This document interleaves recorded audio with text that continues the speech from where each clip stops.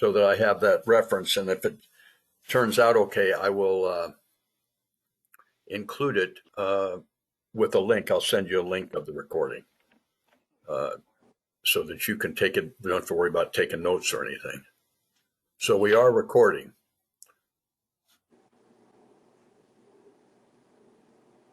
So I'll probably produce some kind of a little report summary and a link, include a link to the recording. I'm going to ask these questions at the end. Was this a useful exercise? Does this format or the proposed format support collective action? If we do another one of these along this line, I'm thinking of one that's a hybrid meeting where we can meet together in person. Would you consider doing it? So let me turn to John. Sure. If you would. Yeah, sure. So I'm John LaRoe. Can you guys see my screen, or are we still? You want me to? I could turn the screen over to you if you want to. Yeah, why don't we just show the screen, because I don't have any charts or anything, so I can at least talk to it. Okay. So can everybody see me? Yes, I can. Okay. So my name is John LaRoe. I am the Executive Director and CTO of the Electoral Process Education Corporation. It's a new 501c3 that we set up this year in order to do digital poll watching and to help teams with the election integrity, be able to collate their data more effectively and be able to get quick turnaround time as far as being able to find issues and discrepancies, et cetera. So one of the things that we did is we worked with 8 different localities in Virginia and their poll watching team leads. We helped, we worked with them to try and design a set of web forms where their poll watchers could respond in real time and submit all of their tallies as to here's what the machine tape numbers were, et cetera, so on and so forth. And we were trying to collate that so that the team leads would be able to have, a nice CSV Excel file that they could then download and see all of the daily reports. We could take a look at what the numbers were last night versus what the numbers were today, do the poll books match, et cetera. And it was a prototype this year, and I think it was a success. I think we had some rough patches. We had we need to finish working through some of the UI issues, make it easier for people to submit so that we can get more adoption of it. I know Elizabeth was really having to do most of the data entry because most of her team was just photographing their handwritten notes and sending it to her, and then she was transcribing it into our system. So we do need to do a little bit of work on that end to try and actually make things a little bit more smooth of a process for everybody. But overall, I think it went really, really well. We had over 700 reports on our system. Of that, we had about 160 that actually were flagged as discrepant, and those flagged discrepant issues went immediately to Chris Marsden and the Republican Party of Virginia legal hotline. They had a great response to it. They actually really appreciated the fact that we had automated this system for them.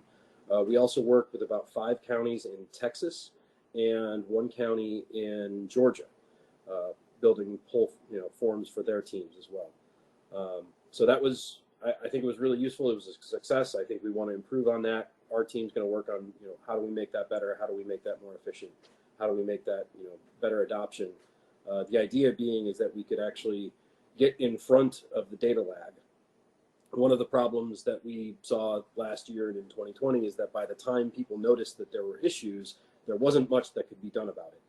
So trying to automate some of this stuff and actually get us, 24-hour turnaround time to where we can identify issues is, I think, a major thing that we, as election integrity people, we want to care about that because we have very, very short time windows to respond to things or to actually take action. We also did monitoring of the daily absentee list files. We did monitoring of the various files produced by the Department of Elections. We were writing scripts and doing the daily process. We've seen that we have vanishing voters in our daily absentee list file. We did some voter list statistics and looking at kind of how things were changing as far as the number of registered voters. The there's a number of data issues, and I've been on this. I think most of you on the call know me. I've been on the whole data issues for a while now. We still have a whole bunch of data issues. We still have a whole bunch of things that need to be corrected as far as how the data management is taking place with our election data. But I think overall, our team, we had a success this year in trying to do this program. We're still working on it. We actually just purchased another copy of the registered voter list. So we have a copy from September 22nd. I'm going to get a copy tomorrow morning. That way we can actually compare and see who was added over the course of the election. We're going to purchase the voter history list and do all the comparisons there to look to make sure that all the numbers add up. I've started downloading all of the CSV and archive files from the Department of Election, and I've been looking through many of those issues. And again, as we've seen for the last couple of years that I've been looking at this stuff, that there are data problems. There are issues where I can't tell if it's sloppiness or if it's ineptitude or if it's just not necessarily paying attention. But there's lots of things that need to be corrected in how our data is maintained. I think that's actually all I want to say for right now, unless there are specific questions. I want to let most of this meeting be the actual election integrity teams talking and talking about what they saw on the ground. We did more of the IT and infrastructure side of things. So I will leave it to everybody else unless there are any specific questions for me.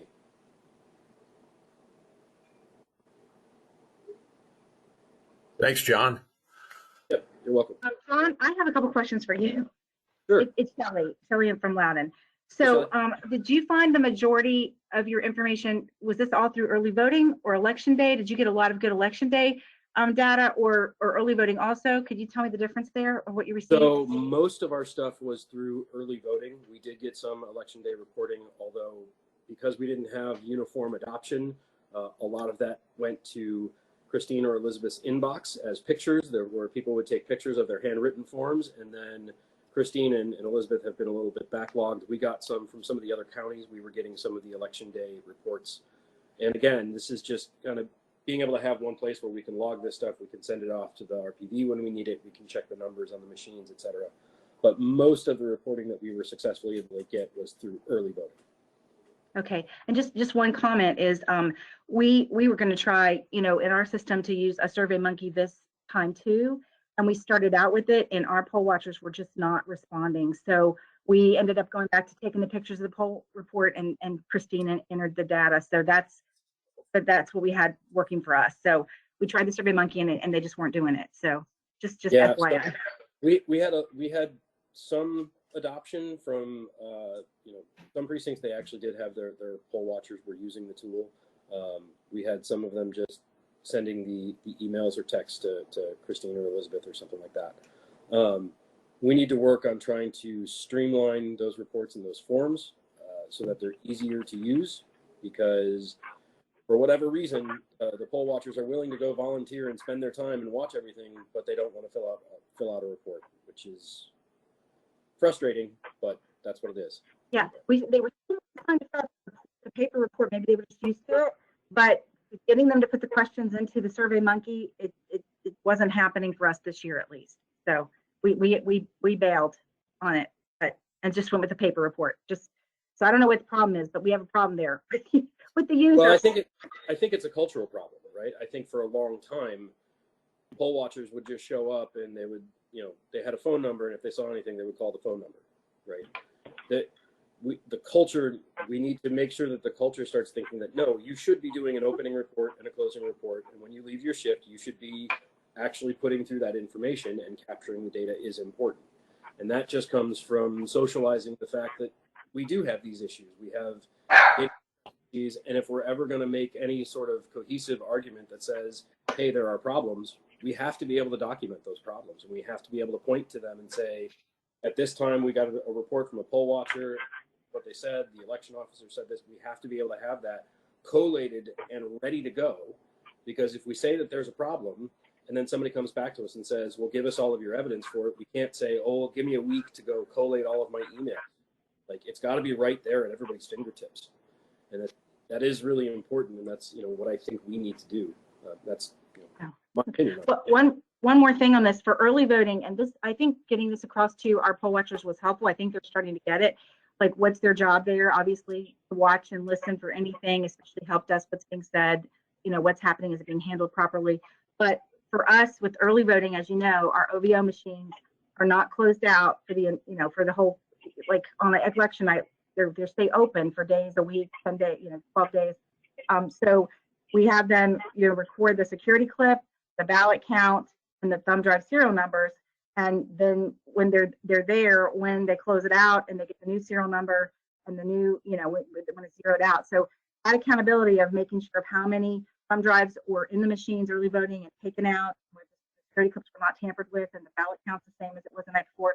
And that's something we monitored for our locality that was imperative to, election integrity and accountability. And I don't know, would you guys have done that too, or were you gathering more the general data every day? We had those fields on our form, so we worked with the other election integrity teams, around the 8 counties or the 8 localities that were working with us, and we tried to include all of those types of fields. So the number of thumb drives, the seals associated with the various compartments, the number of number on the poll books when you came in the morning, number on the poll books when you left at night, number on the scanners when you came in the morning, number on the scanners when you left at night. And the idea is that if we could get enough adoption and get enough consistency of that data, then we could automatically check that the numbers from the night before on the scanner and the poll book match the numbers from the morning. Unfortunately, we didn't have enough uniformity to really go into that. And some of that has to do with the fact that we just didn't get a lot of adoption. And some of that has to do with the way we structured the form. They were, at least the Virginia ones, had free text fields for certain aspects. So people would use abbreviations, et cetera. And so it became hard to compare the two. So we need to do a little bit more work on our end to make those fields really easy to use and easy to manipulate as far as, data. But I think the idea is sound, and I think it's very, very important. And we want to be going forward with that. Can I make a comment? Yeah, go ahead. Are you able to do it? Come on, the number, in the evening, and then the number of ballot count in the morning. Be able to do this automatically? Do you have a software that does that, or we had to do that humanly? Did you do it humanly, or did you guys have a software that checked it? So you were going in and out with your audio, so let me try and repeat the question. So do we have automated number checking for those fields? I started building that, and I had a functioning version of it, but because we didn't get enough adoption and because there were some free text fields, it didn't end up working as well as I wanted it to this year. But that is the idea, is to have all of that be automated so that as soon as somebody hits submit on their form, it goes and computes and says, okay, here's what the deltas are, here's what's changed, is there an issue? You would get automatically flagged with an email, like those types of, we want immediate reaction and the immediate capability of being able to do this. Okay, but you guys did human check this year, like we had to do human check. Is that what you're saying? So I did spot checking on most of the data to try and check for errors. I would correct typos, et cetera, kind of throughout the whole process.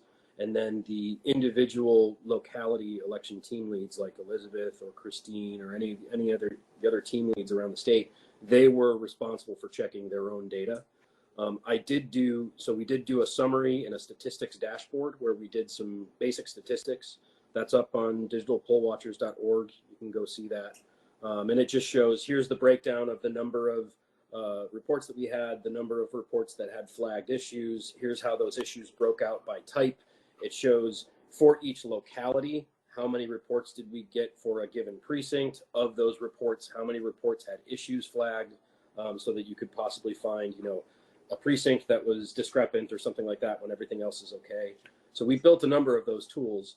We didn't quite get the automatic differencing of the numbers from opening to close, and that was more of a human factors issue because we needed to do some design work on our UI, and we also didn't get 100% adoption, of filling it out while they're at the polling place. We had kind of a backlog in some cases. Okay, thank you. Thanks. So let me just interrupt for a second.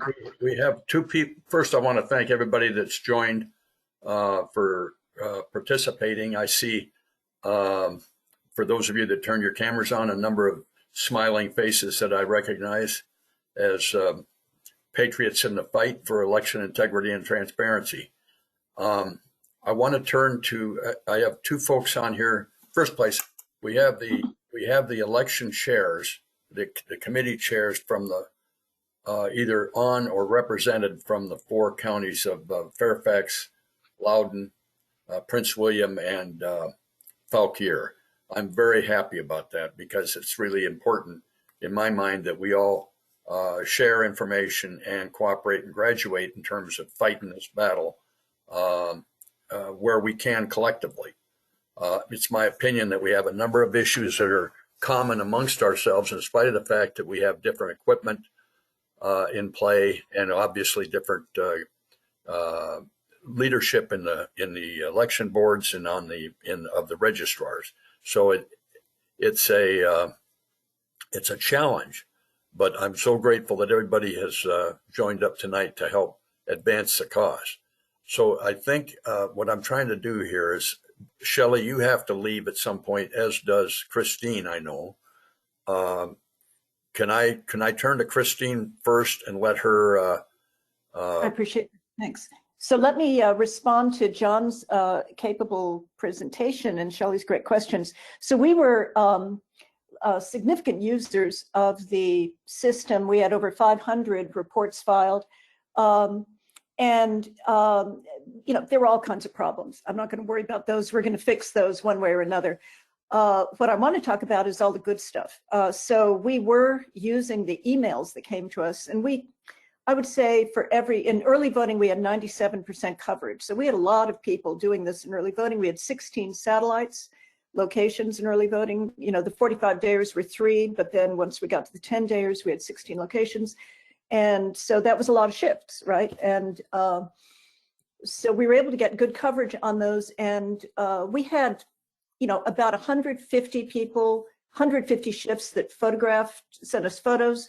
But near the end, I would say 50 of those also filed online. So they were doing both, which was really interesting, just as a kind of learned behavior. People adapted to the form much better over time.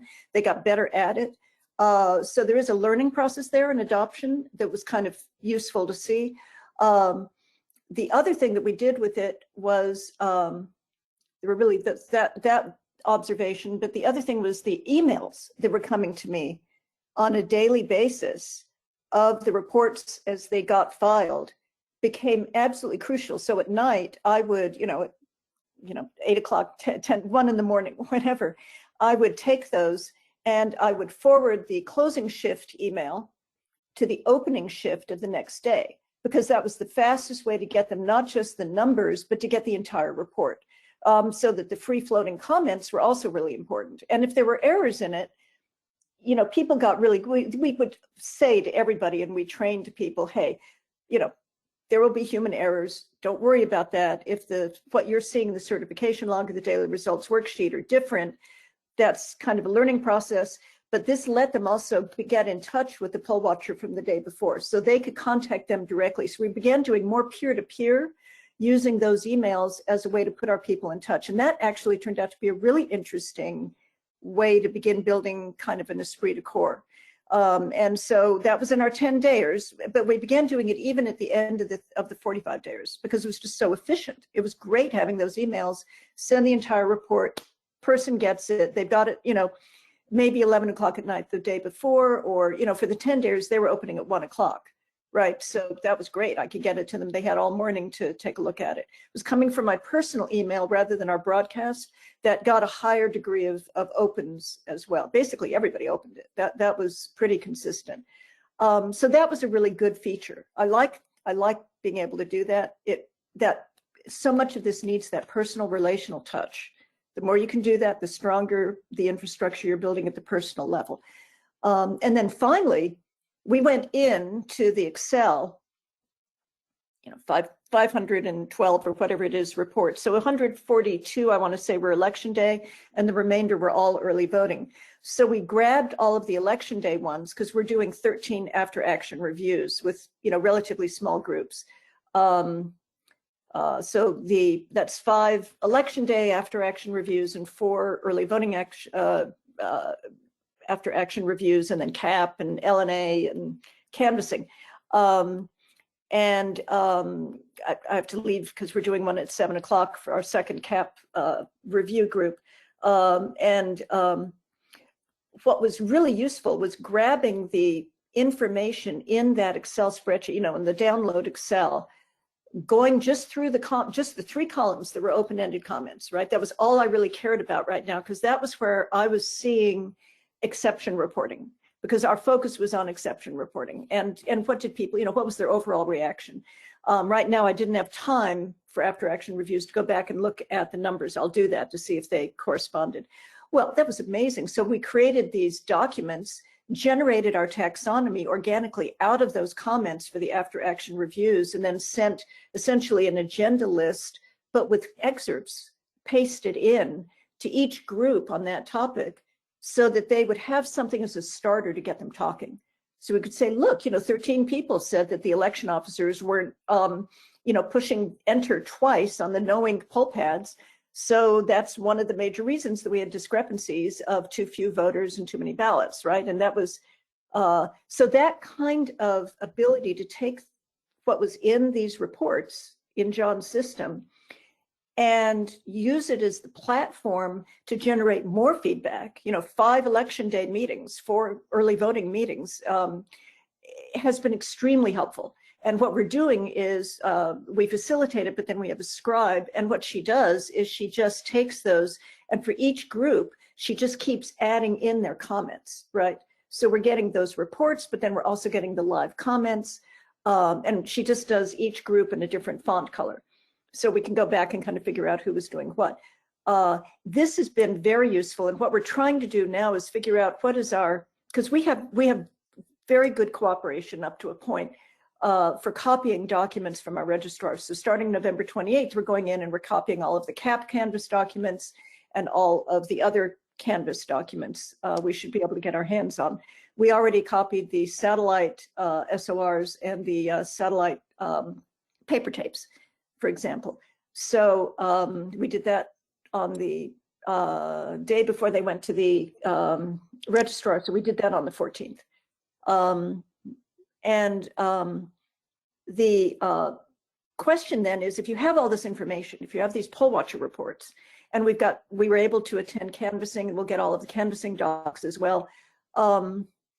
What do you do with all this information, right? Because we're going to be able to go in and just get a huge amount of documentation. How do we create an analytic framework? What are the questions we want to ask? What are the interplays between canvassing reports and poll watcher reports? And the additional documents that we've got there, our chief's notes that we're going to have to FOIA, and we'll have to pay for that, but it's not going to be too much. So right now we're looking to try and go through an assessment process, to inventory, figure out what we can get our hands on, and what are the data points in those reports or those documents, and then kind of put together an analytic framework. How do we turn this into knowledge? How do we turn this into something that actually gives us insight? And frankly, a lot of what we're finding is it's personnel evaluations. Our chiefs were all Republican this year in Fairfax. Now, some of them are novice chiefs as a result. So we have a lot of sort of, who needs to have remedial training. But we also have problem precincts and problem locations. We've got the SORs and in some cases paper tapes for 2020 and 21. So we can also do a year to year to year comparison by location. So anyone who has ideas on how to sort of, what are the questions to ask? What are the ways to cluster this by location, by individual, by process type? Certainly that's the obvious one is, what messed up year after year after year in a certain process or a certain category. Those are the kinds of things that we're going to be trying to design, because there's a design stage here. And then we're going to shift people to do analysis on this just the way we shifted them to be poll watchers. We realized from December through March or so, we need to be organizing and training. We have to do training on this once we figure out what it is, right, that we're doing. And we need to be shifting people to do analysis on the documentation and the knowledge that we've already acquired. So it's just like what you do in the winter, So one thing, Christine, I was talking with Aaron, Joyce, and Ken Lebec, who are the other directors of EPEC. We had our meeting last night for the directors. And one of the things that we've been talking about is trying to build in, for the future,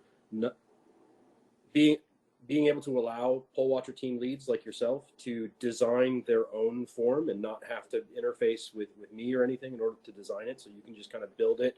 You know, what you see is what you get, editor, to build your own form. And then there will be some minimum required fields that must be there, but then you get carte blanche to be able to design whatever you want. And then also what we want to do is we want you to be able to build your own dashboard. So we've been talking with the company Tableau that does business intelligence logic and software. We've negotiated with them to get a 501c3 price. We're trying to figure out how do we incorporate this into, now that we've captured this data and we've got this back-end data, how do you build your dashboard for your team to go take a look at it, and being able to have teams share dashboard templates, et cetera. So that's something that we are actively trying to No, look that's at. great. That's great. We've got a January 10th special election coming up. So early voting actually starts tomorrow. So we go at this again immediately, and it's just 20 precincts. It's teeny. It's the old House of Delegates District 35 for the remainder of the term. We're using that as a test bed opportunity because we're redesigning all of our forms. The CAP form, I mean, we're creating forms where they weren't before. We're turning, we're just learning as fast as we can. For that, our online version to our printed forms, because we always send people out with printed forms, is necessarily going to be a SurveyMonkey.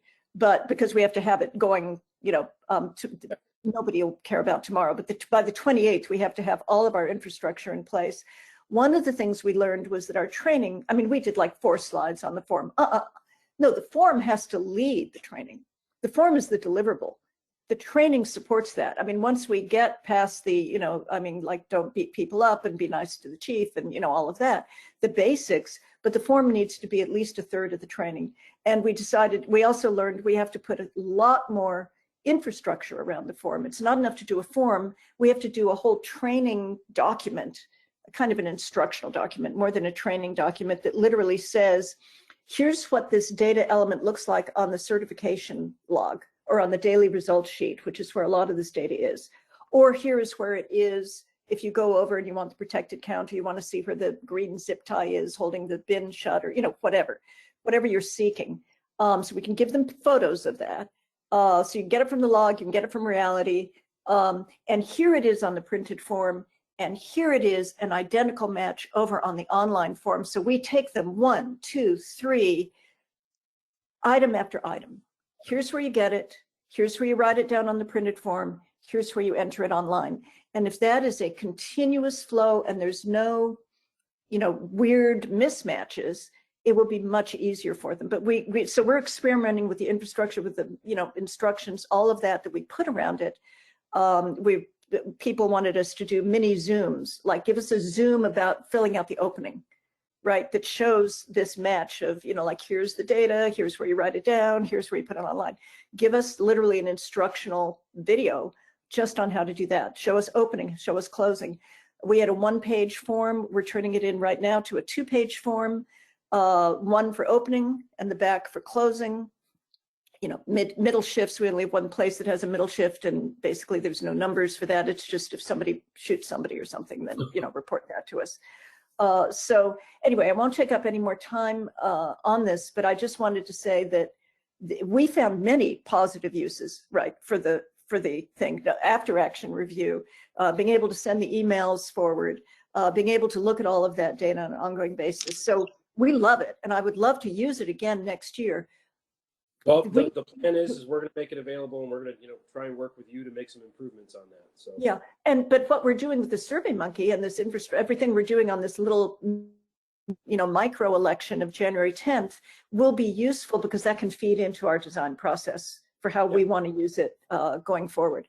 So all of our after action reviews really ended up, the first item that we dealt with was, we knew our print form sucks. We know the online experience was difficult. Let's get that out of the way. Like, that's the first thing we do for every after action review, so that we can, it also is great. It loosens up the crowd. They know that we're like eager to work with them to redesign things. So anyway, I think that's the most I have to contribute at this point. We had a lot of issues.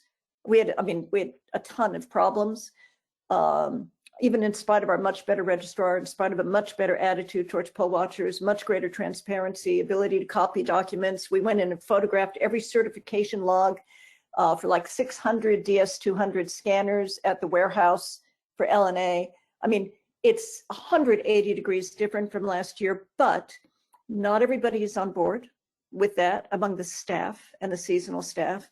And so there were issues. We have a wireless connectivity poll book issue, which is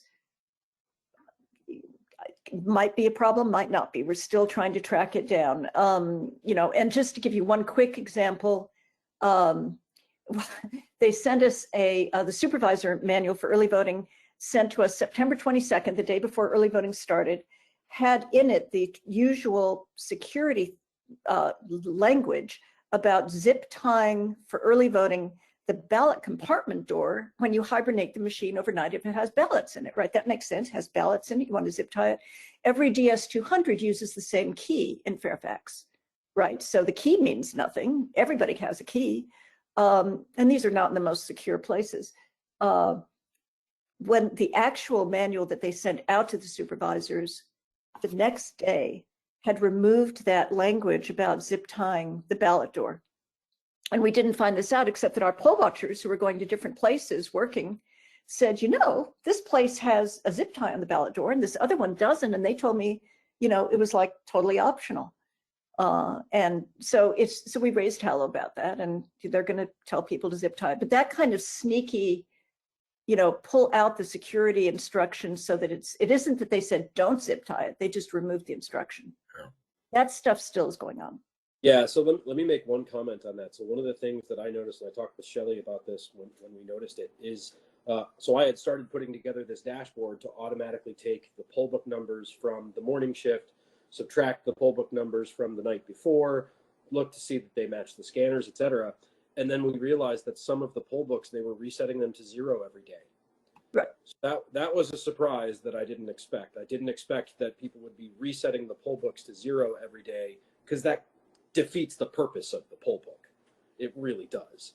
And it wasn't that there was a specific instruction for them to do that. The registrars were like, well, it's easier because we don't have to do the subtraction then at the end of the night. But it completely defeats the purpose of those poll books. And it defeats the ability of being able to say, hey, do your numbers net match from when you close down to when you open up. So we saw some of that stuff too. Well, and they were uploading them at night, right? So as far as they're concerned, they're getting the total, they're sending it into Veris, they've got it in their books.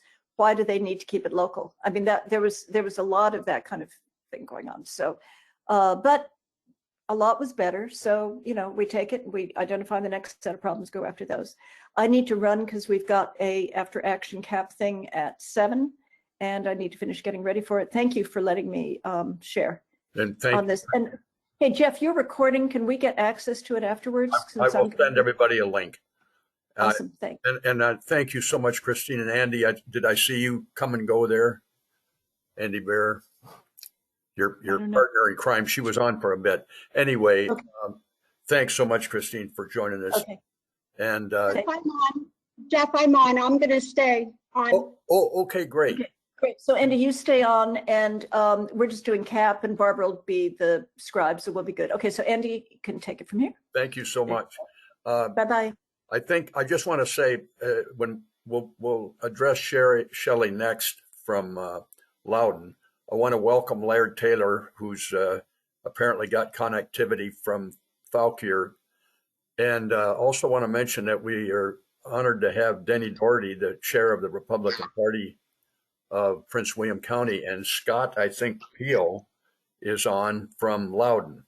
So I'm very grateful to have a couple key Republican leaders on board. And I'm especially delighted that we have Judge London Steverson, who is the newly appointed Prince William County chair of the election board. So thank you, Judge, for joining us, and Laird for joining us late, better late than never. So let's just turn it over to Shelley, if we can, and let you, do you need to present anything, or are you just going to speak, Shelley? I'm just going to speak, if that's okay. We gave a presentation last night for our Election Integrity Committee. It was quite long. It was from 7 to 9. So we got into the detail here. I'm going to be a little random in what I share, just kind of pour out some information to you all that may be useful. And and respond to a few things Christine said and that John said. And then if anybody has a question, I'm happy to try to answer those. Thanks. So we like Christine said, we found that our training needs to focus on the form. We tried to let them know what's happening in the election office, what you're watching, what you're observing, that kind of thing. But the form needs to lead so they're comfortable with it. We have made ours a one-page form now. We do now have a form for CAP as well.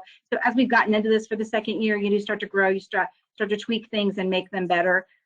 We've tried to streamline our report some, but as I already said with John's, we found the poll watchers were not doing the Survey Monkey. So we went back to just taking a picture of the report, doing the hard copy report and emailing that, and then our data entry person would keep track of that. And we had a human component that was checking every day to make sure that the numbers tied. And our focus really has been for that early voting. It's a wide open time because those machines are not closed. So keeping accountability of how many ballots, were scanned each day, what the machines are, their serial numbers, they're the same.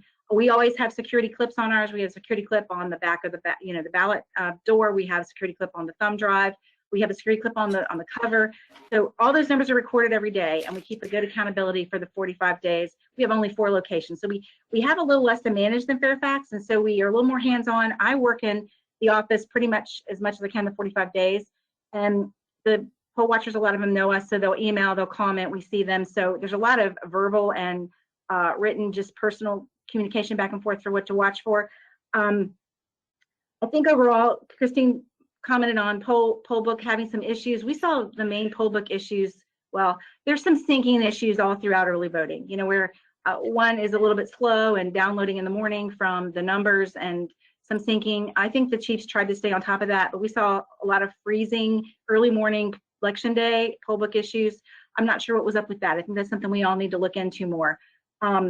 As far as the issues I found, I think overall, there's at least in Loudoun, we're losing by half the absentee ballot vote and about half the early election vote. So I don't know if there's an issue there, that an integrity issue we need to investigate, which we definitely need to investigate, or if this is just a campaigning issue where we're not meeting those numbers. We're not doing the ballot chasing, absentee ballot chasing like the Democrats are. So, I mean, that's an area to look into. That's an area of discrepancy. We had 80, I told John this the other day, we had an 80% return rate on our absentee ballots, which means it seems really high. I think that needs to be investigated and evaluated.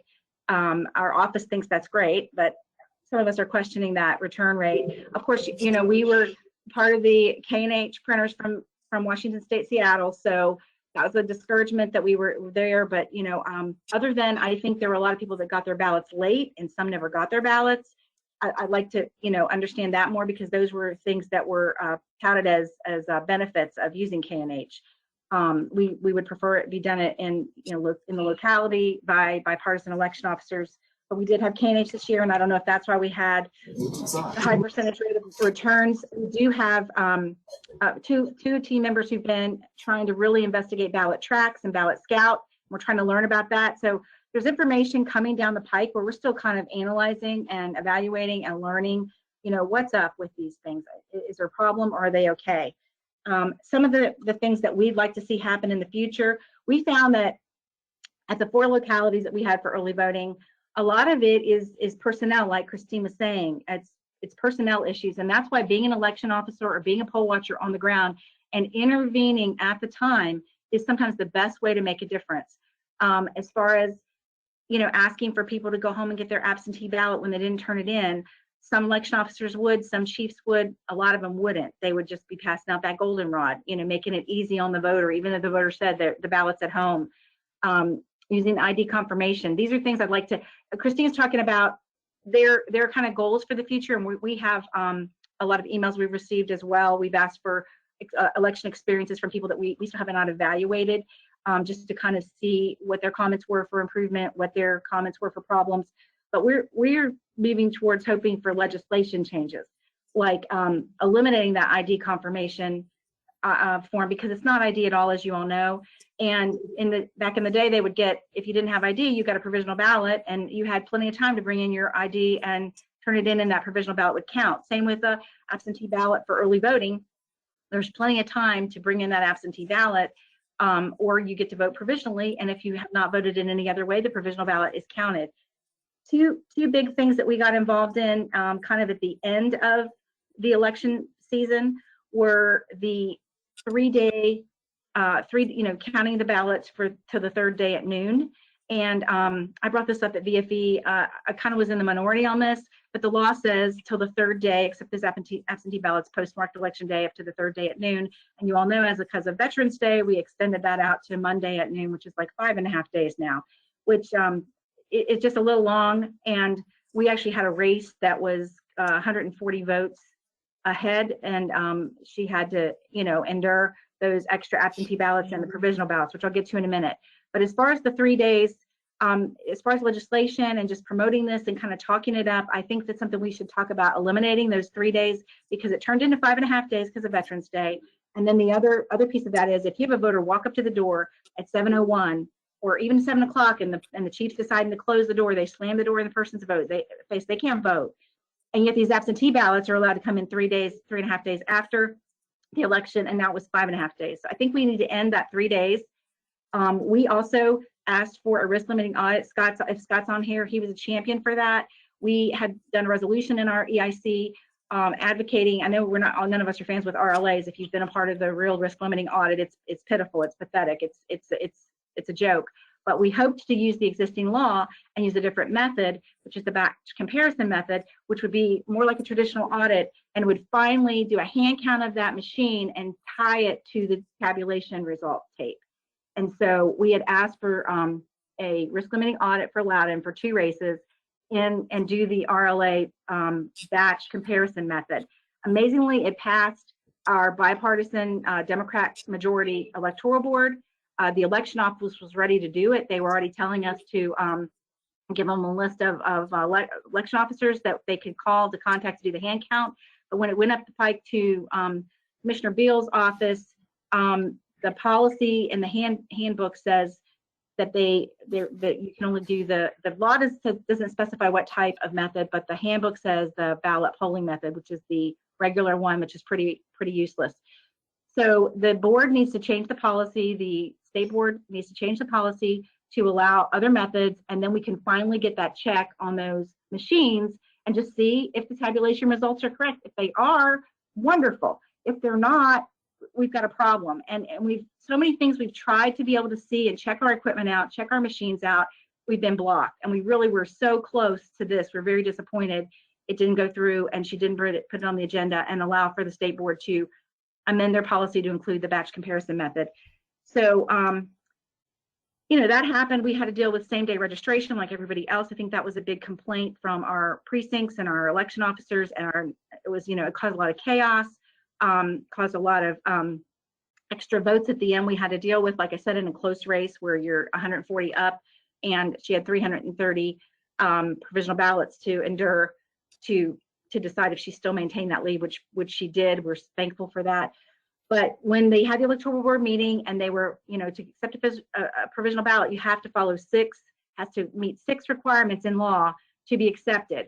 And there was some lax there in accepting those provisional ballots. They didn't require the election officer's signature. They didn't require apartment numbers.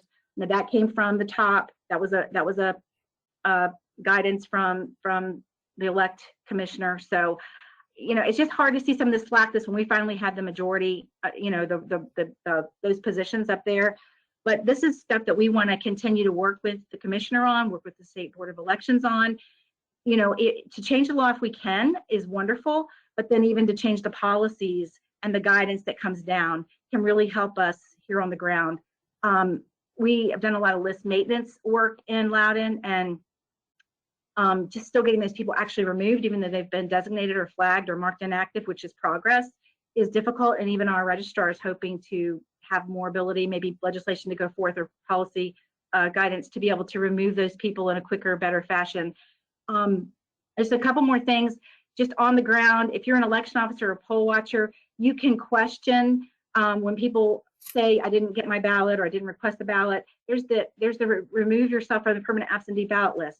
We were pushing for that to be advocated and promoted for people to get their name off that list, because there's a form now. One of the VFE counties, it may have been Fairfax, had their, I think it was Fairfax, had their registrar write a letter encouraging the chiefs or the early vote chiefs to pass that out. Our registrar did as well. It still was not done by some of those early vote chiefs. I'd like to see some personnel changes in some of these places, because whether it's an election officer or a chief, so much of what happens in that office is slanted towards their views. And that's why the poll watchers also need to be emboldened to question things of the chief and try to bring influence, and the more we educate our poll watchers, the better job they can do. And as an election officer, I was able to do that some as well. So I don't know if I've given you enough information, or you want different kinds of information, but that's just kind of what's come to mind to share with you. If anybody has a question, I'm happy to answer. If you need different information I didn't give, Jeff, I'm happy to try to provide that. Well, I'm so grateful for that summary. And it's nice to know that there were good things that happened too. And I can tell you, just from my limited observation in the last couple of years, I can see significant progress on the part of the Republican committee's capability with their election integrity committees. It's really quite remarkable. And I think you and the rest of your compatriots that are leading those things can take comfort in knowing that it's a big difference in the last year. So thank you so much, Shelley. And I couldn't have hoped to give you a better suggestion of what to talk about. So let me just say, but we're just scratching the surface. It's clearly early. We still haven't really figured out what the hell really happened and so forth. So just consider this a first brush. So let me turn to Jeff, can I make one comment? Yes, of course. Shelley brought up the poll book discrepancies and everything. One of the things that we actually did an analysis on is I took a look at the daily absentee list, records the check-in time as to when somebody checks in on machine to go vote early. Right. The whole purpose of having a poll book is to make it more efficient and more accurate to tell when Susie Smith went to the polls. She showed up at 4:35, they checked her into the machine, and she went and she voted on her machine, right? That's the entire purpose of the poll books. If you actually look at the daily absentee list data, where they have the app receipt date or ballot receipt date field for specifically in-person early voting on machine entries, you would expect that those timestamps would be within the operational hours of the early voting facilities. It's hard for somebody to walk in and vote on a machine when the building's closed. Yeah. Over 23% of those time tags are erroneous. They are invalid. They are all set to midnight. So just from a systems level perspective, we still have some serious issues with our data, right? The whole point of the poll books is to be able to record the time that somebody walks in to go vote, and they are not working demonstrably at a error rate of 23%. That's unacceptable, and that needs to be addressed by the state board and by the local boards. And it was different counties had different numbers of percentages, but I did that analysis and I posted it. So there are some significant issues with those poll books. John, can I ask a respond to question? that? Sorry. Can I just respond to that? We noticed that last year. I think we brought that up with you, that we had records of that, and we're very concerned. Yeah. Christine says this year, she says they looked legit and that we didn't have that discrepancy like we did last year. I don't know if that's because we brought so much attention to it last year and maybe there was something wrong and it wasn't continued this year, but she said, and I didn't see it myself, so I have to double check with her, I can get you together. She said that they looked legit this year, so it seems different than what we had last year. So I didn't look specifically at Loudon, I looked statewide, but each county is different, right? Some counties looked okay. Some counties looked like they didn't have many issues. Some counties, 100% of them were invalid, right? So there is that problem statewide. I didn't focus down and drill down on Loudon, but I can get you that answer, after this. Yeah, give me that answer, because last year we had that problem and it was suspicious. Yeah. Well, so I went back and so this has been a problem for a while, and now that I've been looking for it, I've gone back to some of the earlier data, and the good news is that we've made improvements, because in 2020 the error rate was 73%. In 2022 we're at 23%. So okay, yay for us, we made some improvements, but that's still really bad. Yeah. Don, Thanks. so it's Elizabeth. Have you ever asked exactly what, has anyone heard what the actual purpose of the poll book is, that this type of poll book, why the state uses it? Because I'm not sure that from the state standpoint that they're doing it to get an accurate reading of exactly when Bill Smith cast his ballot early and checked in. I should say checked in. I'm not sure I've ever actually heard that as the reasoning. I've never heard any reasoning for why they use them. So I asked Eric Olson, our registrar, when we were there at the meeting last Tuesday, and I asked him about it because I had mentioned it to him. I was like, hey, there's this issue, like this seems weird. And he agreed with me, like, no, the reason for the poll books is to put a timestamp as to when somebody walks in. And he's like, I don't know why that would be discrepant. I brought this up with Chris Marsden, and we basically put it on the table until we were done with actually doing, you know, the election day stuff and getting through all of the challenges and that kind of stuff. But this is something that I do want to look into because as far as I can tell, the requirements for what defines a check-in of somebody is a timestamp. Yeah, and it's are not. something that, well, that'll tie into when they get to me. That's one of my main points, because I don't want to regurgitate Shelley and Christine's outstanding points from their counties. So I don't want to, it's all the same. It's like ditto, except I want to add something else. I'll get off the soapbox. So speaking of Elizabeth, why don't we turn to you, Elizabeth? I made you the presenter. I think you should be able to. I actually don't need to present my slides. Okay. I'll just speak to them. I just in general, we had 90% early voting coverage for our poll watchers, and we were down to about 50% on election day, covering key precincts first. And our Republican election offices rotated through early voting. And then we also had a number of new assistant chiefs, some of which that I have been able to get a hold of and speak to over the phone, said that the poll watching experience that they had benefited them as assistant chief during early voting. I would kind of get them back into the election framework. So that's good news. I think our observers were well received in the county. We had fewer tensions there during early voting, and I even think during an election day it was better. Just got a few reports from some chiefs that were fussy, but nothing alarming at all. They were so I think we made headway, all very positive. I got a lot of positive responses, a lot of positive remarks for the teams and the election officers that were in place. There were some things that so in terms of the internal measures, we used a sign-up genius for our early voting scheduling, and that has its benefits.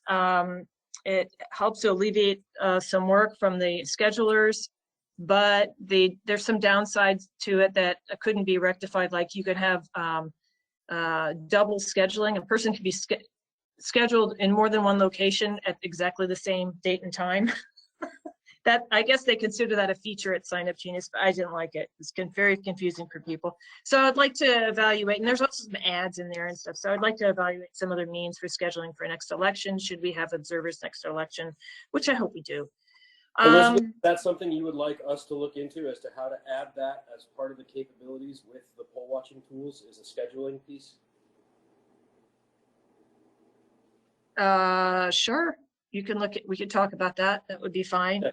As far as reporting, that would be fine, John. Yes, that would be helpful. I thought RPV was working on something, but it was just kind of late in coming and we had to make a decision. So we went with Sign Up Genius. But yes, that would be great, John, if you guys want to look into that. And we can talk about the metrics for that as well offline.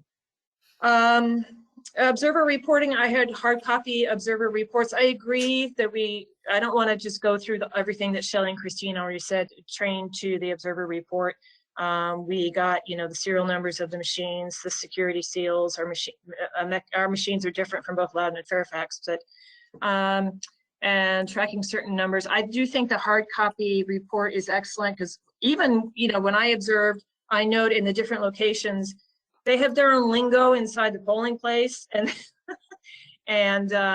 it's not the lingo that's necessarily on the sheet. You don't know what their lingo is going to be because you're dealing with humans and personalities and so forth. So, but we continue to look for ways to improve the observer reporting and the training. We do need a team for next election for observer outreach training, and that both training and scheduling, and also significant to get more election officers. We did not have any, well, we mostly had assistant chief officers this year for the Republican Party. We are still working on our parity. I just want to sort of throw in that it's very clear, and you guys already probably know this, but we have a lot of third parties involved in our elections that support the Democrats. It's very hard for a committee in Prince William to really like compete with that. We kind of feel like we have to, and it seems insurmountable, but there's just a lot of third parties involved. I got a lot of calls, a lot of texts from people, all kinds of third parties. So that's frustrating, but it is what it is. I wish it would improve, but I don't, or at least from our side, improve. So I don't have all of our CAP and Canvas observer inputs beyond numbers. I was observer for part of those some days, but I was not there every day. I think we're going to need more training for that. And I also think we need to review some of the forms that Prince William County is using and take a look at some of the forms other counties use, because there's apparently leeway there. And one of my concerns, and it really comes from, you know, that our former 2 registrars, soon to be 3 registrars ago, was indicted, right? So, you know, I never was able to get a copy of those 2020 statement of results from the general registrar copies, or even the even at the clerk of court. And I don't know if Eric Olson changed or improved our statement of results, but I'd really like to compare with maybe other counties and see. So like, it's not really my job, but I'd just like to see how they're different, because it feels as though the way the chiefs report certain things can sort of let certain, I don't know, like you're not going to notice certain things in the canvas that ought to be noted and addressed.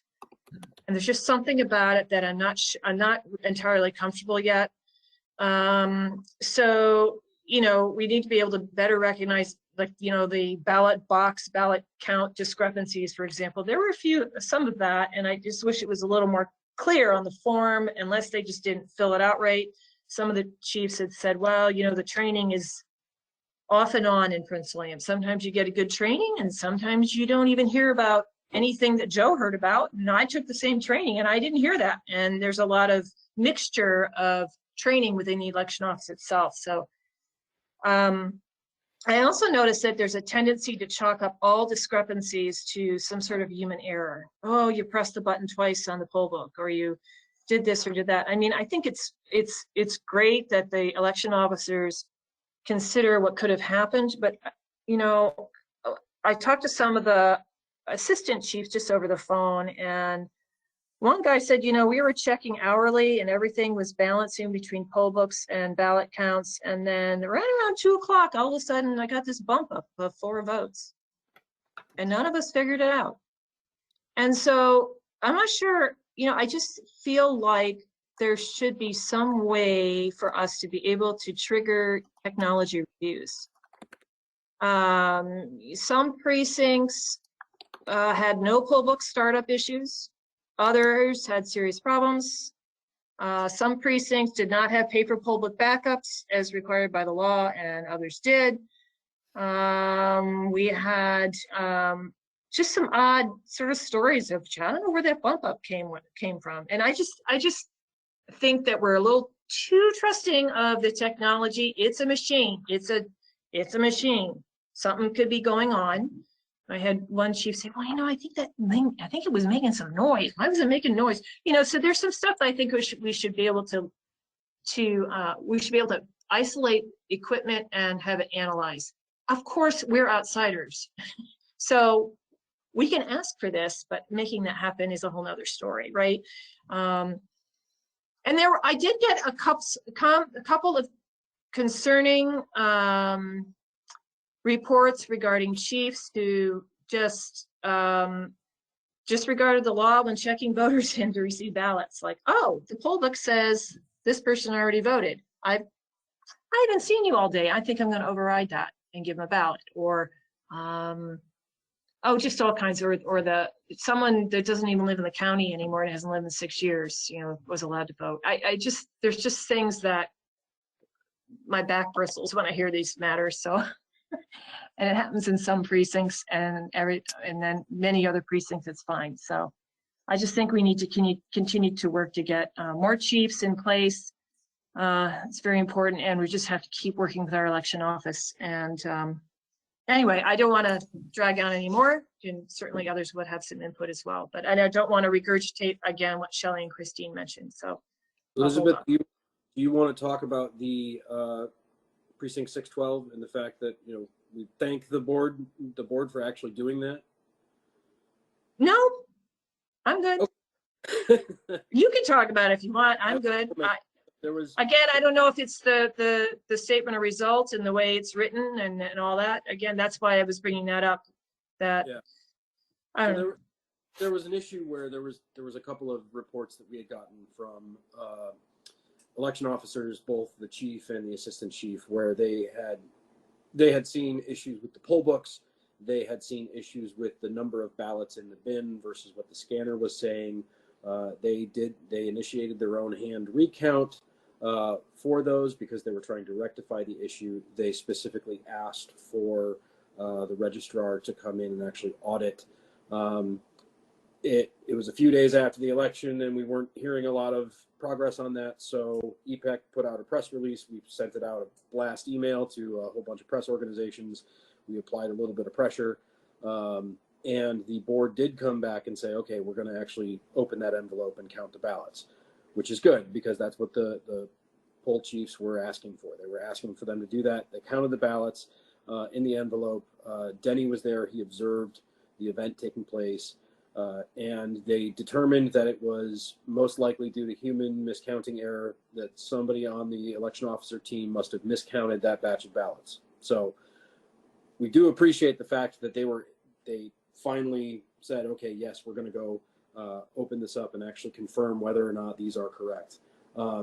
However, I don't think it should take that. I think the recommendation should be, if there is a discrepancy between the poll books and the scanners, or between the number of ballots in the bin and the number of ballots on the scanner, then that should immediately flag that system for getting a review and a hand recount and an evaluation of what happened there. I don't see why that needs to be a hard thing that people have to hum and haw over. That seems pretty straightforward. There was a discrepancy. The poll chief noted it. They said there was an issue. They wanted it reviewed. It should be reviewed. I think that should be a recommendation that we make to try and get some of the either the procedures or the legislation passed to see if we can make that change happen. Well, and that's just my soapbox. John, let me just pile on to that, since you had me involved in that. What could I'll try to find a non-Montana term to describe it. But anyway, what we saw there was eventually the board actually ran a count of that particular precinct and came up with a rationale for why the error probably occurred. What troubled me was we didn't actually count the votes. All we counted was the ballots. So we have no way of knowing that the statement of results, the report from the machine, was consistent with the actual ballots in the box. And that's a great frustration because when do we ever get a chance to actually see that? So that's one of the things that I think is hanging out there. Yeah, I would agree with that. Yeah, I think someone was telling me that they noticed a sample ballot in the ballot box when they were, so the scanner actually took the ballot, but it didn't seem to tally it. But, it's just, well, the election offices, they don't take those. Well, it's right in there. So it's just things that are, and certainly, I don't know. It's very disconcerting when they really just had a tough time with some of the poll books in some of those precincts. And so, and they went to log out and someone else was logged in and they had to shut the machine down. It was just, and they didn't know who was logged in, and it was very odd. It was just odd. Why don't they know who's logged in? So there's just things like that. It gets to the operational side of our election office. So. Okay. It's a hard thing to address. They don't like it, but I think it needs to be. So. Well, I think there's lots of things that we would like to see improved, and we have limited capability to do that, in part because we don't control the Senate in the legislature in terms of law changes. But let me thank you so much, Elizabeth. Laird, can we turn to you for a summary of what you learned? Jeff, before he speaks, I just wanted to concur with you. I think that it's good that they counted the ballots and that the numbers tied with what the counter said on the machine. But I know what we're hoping to see is actual verification of the tabulation results. Is the machine tabulating, are the results correct? And that's what we had hoped to achieve with the risk limiting audit using the batch comparison method. And I think that's what we all want to see. Are the machines giving us their proper results? And it just seems like it'd be a normal procedure, even a part of the canvas. And I think we can just keep trying to push for that. All of us, that would be great, especially I think we can maybe push for that with the State Board of Elections and may not need a legislation there. So I just wanted to concur with you. I agree. We need to get the tabulation results Kelly, tied to the. Can you hear me? Yeah, I can hear you, but can you say again what that method is you mentioned for counting? I heard you mentioned it earlier and I didn't know what you were talking about. There's 3 types of a risk limiting audit, and ballot polling is the one that they've been doing. It's in the policy manual. It's really worthless. We did it in February of 2021, right after the 2020 election. And I know in Loudoun, we were one of the larger ones. We picked 63 ballots out of 220 or 230,000 ballots. So it was just a drop in the bucket. It was somewhat ridiculous. Some counties picked 1 ballot out. Yeah. Anyway, the one we like to see done is called the batch comparison method, where you do batches, like a sample of like 5 machines, and you do that batch. So you take those number 3, the box of ballots, tabulate them, a true hand count, and then see if those are the same results that the machine's been giving. Right. And if they tie, and that's the type of audit and method that we'd rather see done. Amen. Fully support. Can I just make one statement, Jeff? I think you had mentioned this to me about Prince William, is that there's some, those arbitrary, we have a lot of arbitrary policies like stay 6 feet back or stay behind police tape or all these things going on at Canvas and Cap, and then other counties don't have that at all. And, you stand up in the Cap and they're like, sit down, you can't stand, you can't. It was very, well, it was an unusual experience, and I think it's largely arbitrary. And I think Jeffrey even asked that question. Right. In terms of, yeah. I think, it's apparent to me that Fairfax and Loudoun have made great strides in terms of transparency and the attitude of the officials that are running the election. We didn't quite get that far in Prince William, although we had progress in terms of the attitude, but there were still some vestiges of these old stay away, you can't hear, and so forth. So I think we just need to press on that with the new. Yeah, and the other thing, I'm sorry, I know I said I was going to be quiet. Some of the election officers said that their chiefs told them that if a voter came up with a driver's privilege card, for example, the one of the like 3 IDs that we don't take, right? Don't ask for another ID. You accept that ID. Well, that's wrong. And that's just, I'm sorry. I know they want every vote they can, but Yeah, no.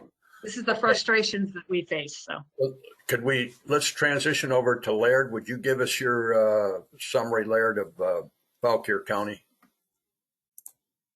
Okay, real short, because I'm transmitting from the local Starbucks and it's a high noise environment here.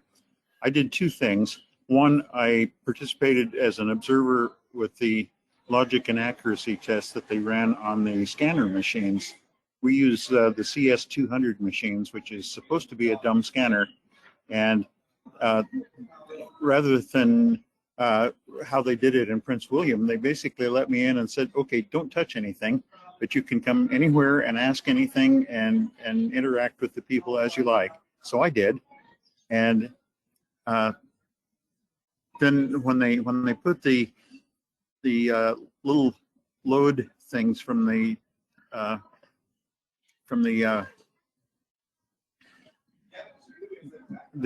pocket memories into the machine, they did not change them out and said, okay, that was for the test, and these other ones that we're now putting in and are not testing are for the actual election. No, it was the same one. I thought that's how it ought to be. And so that was actually a fairly good experience to watch that logic and accuracy test. There was nothing done about the poll pads that day. It was all just the CS200 scanner machines. Nonetheless, it was something. And they had 30 different machines, 25 different for one for each precinct, and some for the outlying ones, and one for the central machine. And so they had to have different loads for each one of them because there were local elections, like mayor and city councils in some of these. So they had to go through them all. And I had been told that we'd be out on the street by noon. No, it was 5:15 that evening by the time we finally got through with it. And I thought that the folks in Fauquier are making a real effort, both then and later, to do an honest ground game. Now, what happens after you tabulate the votes and send them in is an entirely different matter. And maybe even the absentee ballots and CABs. Debbie could talk to that. Then I was an election official in the Opal precinct on election day. We had 692 ballots cast that day, and the guys who were actually running the show did an audit on the hour every hour. I had never seen that done before, but this was a new thing, and they said, we need to be, if there's a vote discrepancy, we need to know when it started and chase it down and stop it right there. So there was a 1 vote discrepancy in the last hour of the day, and sure enough, they chased it down, found out where it came from, and made it right. So I thought, okay, we got some people on the ground here who are attempting to do the right thing. Yeah. That's probably not where we will look for malfeasance. There were no election observers from either county in that precinct that day. We set up chairs for them and they went unoccupied all day. So that's all I got for you. Well, thank you so much, Laird. Debbie, do you want to finish the Laird story out with regard to the cap or your experience? Yeah, so what I can say, joining the group, I told you guys early on that Fauquier always said we have no problems and we don't need to do anything. We actually learned a lot during the progress, and our GOP really stepped up, appointed Laird. We worked with some of the old timers in there, put together a structure. Training was real slow. We didn't end up using the local trainings. They did get us one that I thought was phenomenal. Typically we're like 70% conservative in our and vote GOP in our county, yet most of our registrar is run by Dems. What I saw when I worked early voting was that when our GOP walked in the door, the fun-loving people that I was hanging out with who didn't know I was conservative actually had a chip on their shoulder. They refused to answer, and they had a really bad attitude. These were people I'd got to know pretty well, but it was very different when our chair came in, when our vice chair came in. Of course, they were great to our elected officials. We have no parity at all. Our chiefs and everybody were mostly Dems all the way through. Our teams worked really hard with the GOP, and what I can say, voting in Salem since I've been home from overseas for the last 7 years, we've had nobody outside, we've had nobody inside, and we had no poll washer in all these years. When I was the election official for Salem, I was on the inside. We had poll watchers all day long, and my husband worked outside talking to voters. And we pretty much covered every precinct, I think, except for 3. And we only started a couple weeks before election. So the good news is we learned a lot. We pushed really hard, and we are now, I'm on the executive committee, and we have a communication committee, and we are completely restructuring our Fauquier GOP. And what we're going to do is put our precinct captains in control of the area so we can disseminate information, build relationships, and get people involved in the elections. So I'm really happy with what we learned. They're saying by next year we will have parity.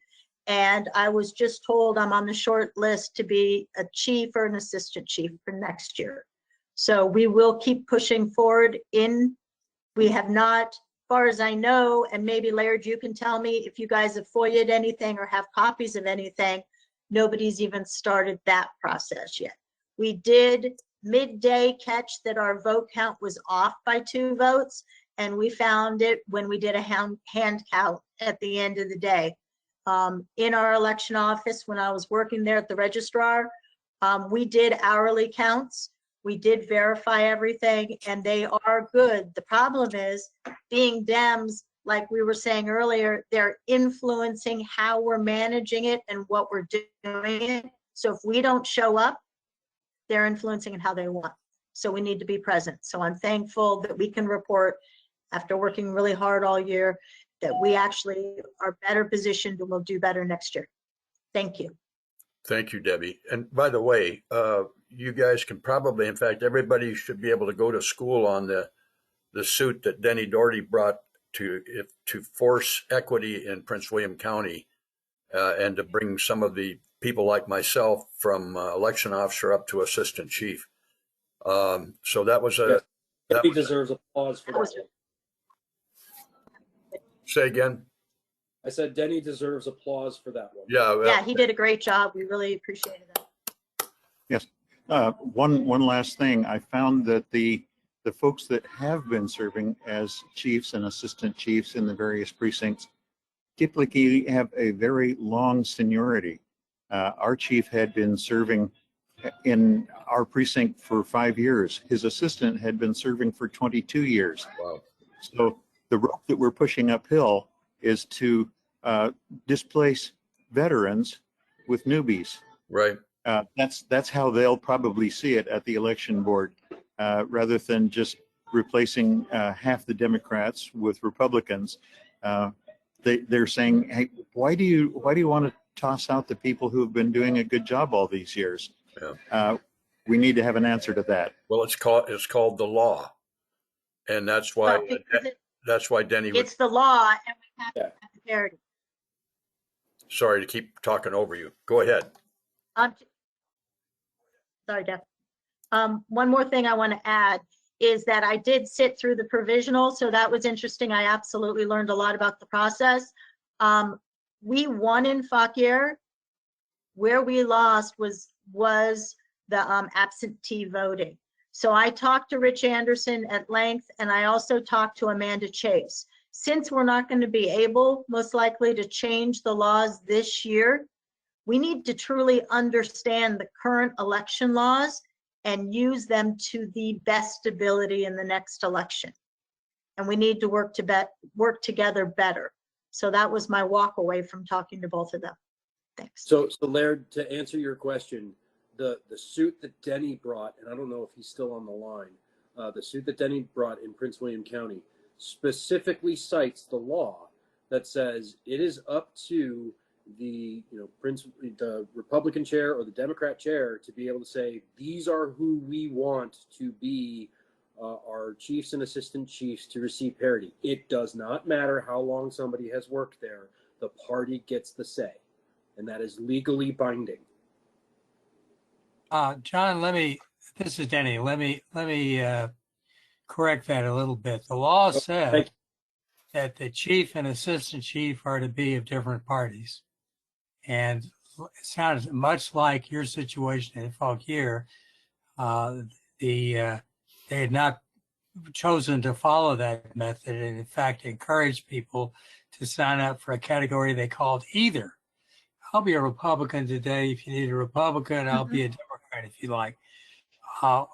In the end, we got the remedy of naming the folks. But what the law guarantees is there should be a Republican and a Democrat, and not that we get to choose who they are at any given location. But as you say, you know, we ought to face a common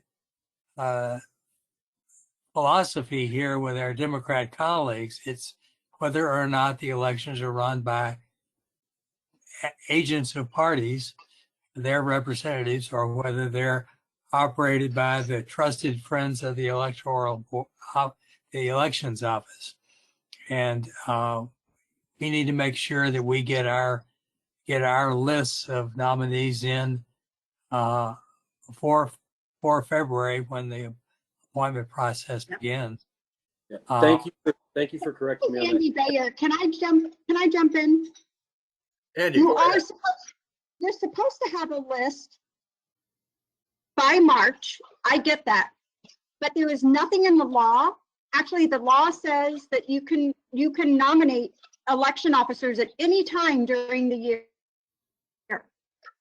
So what you need to do, you need to FOIA, and the chair of the party has to do this, but the chair should designate someone as the contact for election officers.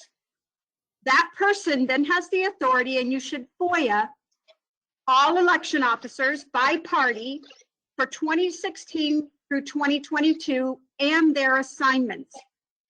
Then you need to build a database of the EOs, primarily your Republican EOs, and you're going to investigate them. And you're going to see whether or not they are Republicans. And you're going to do that by looking at social media, GOP data center, LinkedIn, and VPAP for donations, for candidate donations. So you're going to investigate all of your so-called Republicans and build a database. You should be able to get their contact information. And then you're going to see whether the Republicans are getting the shaft. Now, what a lot of people don't know is that EOs are reported on. In Fairfax County, they only ding the Republicans for negative reports. You can report on a Democrat all day and that person will not get dinged or moved, but the Republicans will get shafted or not called. Sorry, my 1-year-old granddaughter is talking in the background. So you have to start somewhere, and you have to have the data to prove that the Republicans are always the ones being dinged, shafted, and you have to be able to prove that some of those so-called Republicans aren't indeed Republicans. You cannot make complaints if you don't have data. It takes a lot of work. You're going to need to be a team. I can show you how to build the database. I can show you how to investigate them. And then you march in with the data and you say, you guys wake the hell up, because we have the data to back up our claims, and you are not abiding by the law. The law states that you should have parity where appropriate. If you have the Democrat Party connecting with the Dems running the election office, and you only get them in and you only train them decade after decade, of course they're going to have seniority. Then you say, you know what, we're going to train our own EOs if you refuse to do a good job, so that they outperform you. And so this year they did what they want to do. They created chaos. The left loves chaos. Throw it all in a dryer and turn it on spin. They created chaos, and they turned every precinct into a voter registration site so that the chiefs can't manage their precinct. So we have, here in Fairfax County, we got to win. We were able to get people to be notified how they got on the permanent absentee list and get off if they didn't want to be on it. So we have to work together, and we need teams, and we need strategy, but we need data. If we don't have the data, we will not win. We need more energy like this. But we don't, it's not necessary that we prove that somebody should not be allowed to serve. We only have to insist that we get our number. There's no criteria in the law for experience. That was the argument that they made against us, was that their folks know what they're doing, ours don't. We won the point that a Republican is who the Republican Party says who's a Republican, not the who the Electoral Board says that they are, or who the individual claims to be. Thank you, everybody, so much for that, Denny. Jeff, Can I suggest that we do a little after action paper on that specific thing so that we can pass that around to the other, to your colleagues in the other counties?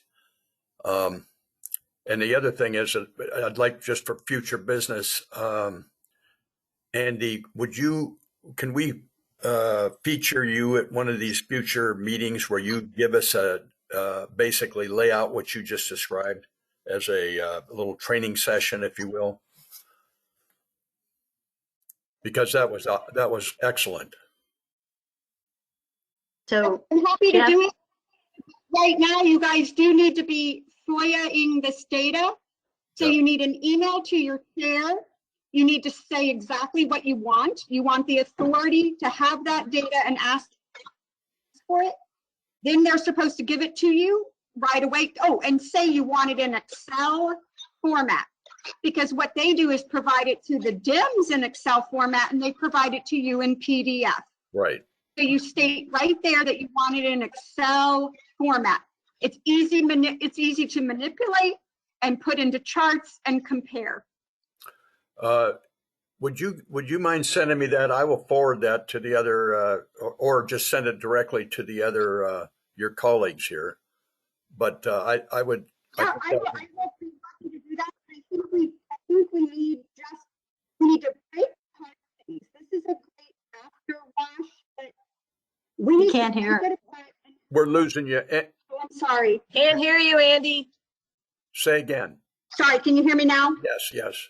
Yes. You need to break things apart. You need to break things apart, chunks, and we need to focus on certain project pieces at a time. Yeah. Well, I have Jeff? I'm going to make a proposal at the end of this that I hope covers that. Go ahead. So there's two things. First, to respond to the point that Andy just made, was we couldn't get our chair to do anything at the beginning of the year because we had no issues. Then he went back and forth about the list. I talked to the one of the board members that's a Dem and said that no, they've never followed the law because they have competent people, but they promised this next year they will follow the law. So we are on this. They did review the list like Andy just said. That's exactly what we've been doing for the last 2 months. And next year we will submit a list and we will get people in. So we are doing better. Tom made a comment in the chat of why there was such a disparity between our numbers between absentee ballots and the election, because we didn't go out and harvest, which you're allowed to do in Virginia right now, and the Dems did. So they hands down beat us in absentee votes. So if that's going to be the law for the next election, we need to know the laws and use the laws to our advantage. And that's what we need to focus on. I think, can we get an amen on that? Okay, let me. Hallelujah. We've covered the major counties in terms of input. We have a couple questions here on chat. I want to make sure I get to. Was it Rich? Ryan, would you go ahead and ask your question or comment? Yes, thank you, Jeff. Good evening, everyone. I just wanted to make two comments. One was chain of custody on election material from election night. And in Loudoun County, we've had an issue with our board because on election night, the chief would take all that material by himself back to the registrar. Right. This year, they agreed that that material would be taken by a Republican and a Democrat back to the electoral office. Yeah. So that's a good step. That happens. The second thing, too. yeah. The second thing I would mention is that it surprised me to learn that my new precinct chief was from Alexandria. And when I looked into this, I just assumed all the election officers were from the county. It turns out in the Commonwealth, if you're an election officer anywhere, you can serve anywhere. Wow. So my sense is that's why the Democrats tended to outnumber us. They were shipping people in from Alexandria or even Fairfax. Wow. Just a thought for the future. Yeah, that's excellent to know. Okay. You So, can, the only requirement is that you be a registered voter in Virginia for both poll watchers and election officers. good. In Fairfax County, we used to have a lot of out-of-county election officers, but now that Alexandria, Arlington, Prince William, and Loudoun are all on this election officer team too, we had places for them to go. Yeah. But we need to recruit, we need to use groups like Harity, Family Foundation, Family Research Council, and AMAC to garner more election officers. Yeah. Excellent point. Okay. So we've got about a little less than a Can half hour. Go ahead. Can I insert one topic, Jeffrey, before you move on for the involving the absentee ballots and our ability to cure or observe the cure, or I think this year we had issues at our cap between cure and I guess they call it pre-processing, where our envelopes containing the ballot were open and were rejected as some 30%. And then the registrar, some of you like Brianna was there and some others were present for that, could talk about that, but our registrar got some glue sticks and ended up sealing the envelopes and representing them for processing. But there was, so it's the presence during the cure. One of the resolutions was that our registrar allowed a partisan election officer to observe the cure, which the ladies that do that opening and cure process had been doing this one for 12 years, one for 7 years, and I'm not sure how long the third one was working, but they were a bit offended by this, but it is what it is, right?